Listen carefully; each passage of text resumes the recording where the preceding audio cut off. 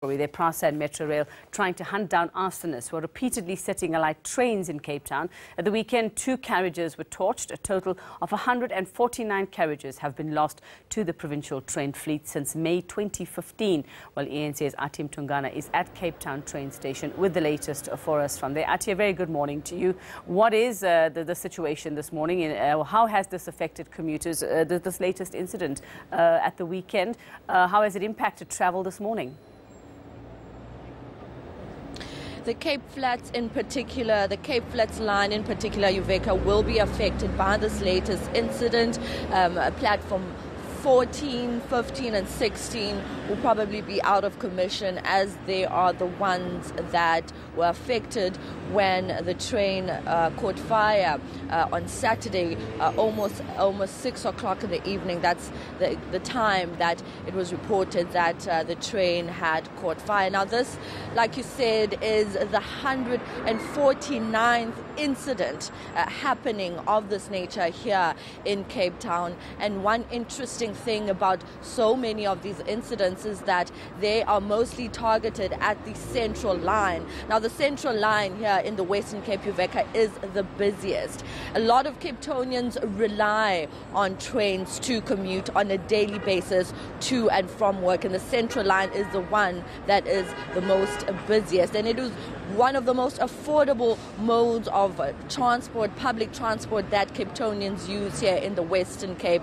Last week, as you may know, that the Minister of Transport, Blade Nzimande, came to Cape Town to assess the damages of some of the trains that were parked at the nearest depots, just to basically hear from the provincial government as well as the city and Prasa in this province about the incidents that have been happening. So this is probably the 6th this year, Uveka, of incidents like this happening. We know that the last 2 will probably cost Prasa 50 million rand. Now, this is money that Prasa could be using to upgrade their security, but the minister said that, they will be doing everything they can to probe this matter. They are working with the South African police. We had, during the minister's visit last week, we had the provincial commissioner here with us as well, and he spoke about the successes they've had in arresting people since December. But they will obviously be going forward with their investigations thoroughly this time to make sure that they curb this, burning of trains almost weekly, really.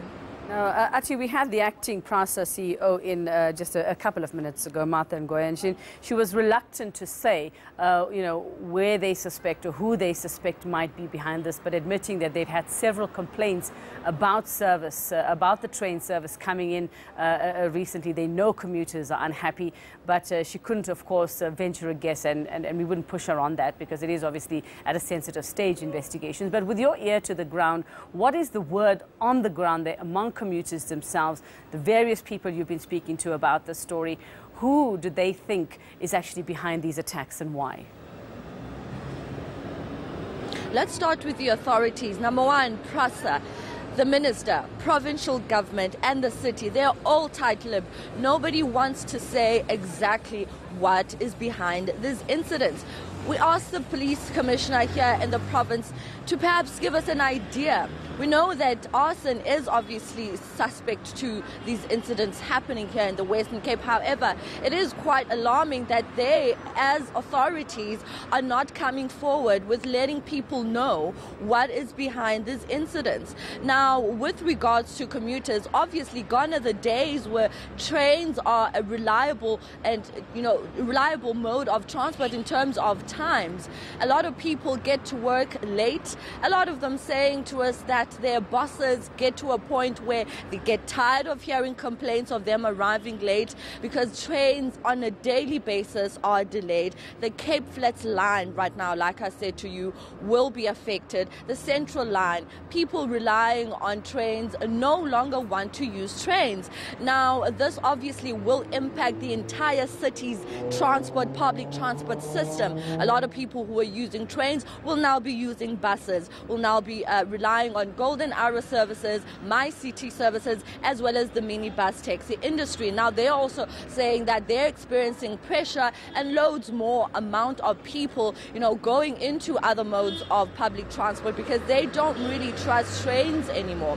Now, in terms of, what people suspect, all they want to hear from authorities is what could possibly be behind these incidents happening. We know that the Minister of Transport, Blade Zamande, will be here in the Western Cape in September to host an imbizo. Now, that imbizo will basically be an engagement between the authorities here in the Western Cape and commuters. He wants to sit down with them, talk to them, and try to get to an understanding, and perhaps try to get solutions and try to get a way forward and try to move out of the situation where trains are satellite on a weekly basis. So for now it's mostly preventative at this stage as they continue those investigations. Thank you very much, Athi Mtongana, just bringing us up to speed the latest arson attack there at a Cape Town train station. We'll bring you